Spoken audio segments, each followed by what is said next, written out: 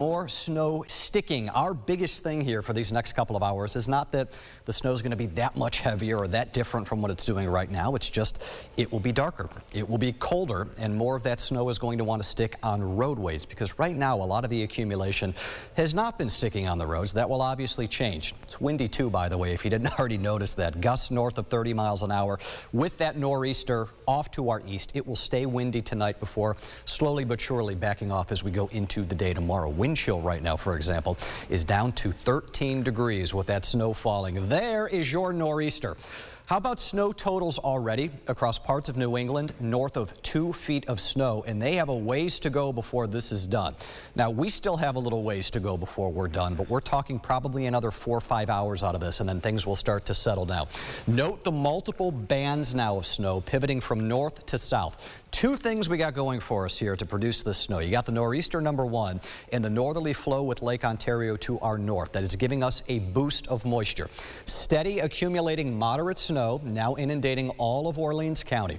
All of Monroe County in this too, and we're noting some locally heavier bands now. You got one narrow one there from about Irondequoit toward Parrington.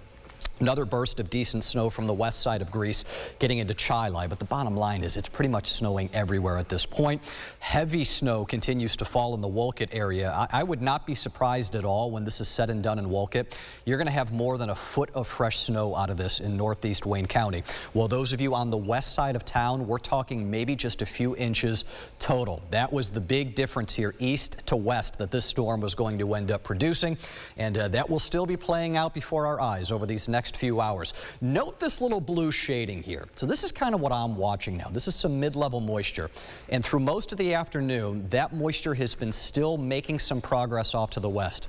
We've now hit a wall, and that wall is going to be the inevitability of the nor'easter now getting yanked back to the east, which means it is going to take this moisture and strip it away from us later on tonight. That will not help us for the next couple of hours, but after midnight especially, from west to east, watch how this snow starts to peel back. It melts away. By tomorrow morning, most of it should be gone. I've even got the sun coming out here by late morning into the afternoon tomorrow, with high temperatures trying their best to nudge north of freezing. Additional snow. This is on top of what you've already gotten at this point. Most of Monroe County, where it's snowing right now, I could see another 2, 3, maybe 4 inches of snow. You're going to lean a little bit higher than that because remember, it holds on a bit longer. You're the last to give up the snowfall here off to our east, but manageable is the word. Definitely shovelable though. And the snow is kind of light and fluffy, increasingly so, by the way, as we keep getting colder. That's going to be a good thing here. You'll get your exercise, but to save the back out of this one, it will not be terribly heavy. And it's not going to last terribly long either, with temperatures going back into the 40s Thursday, Friday.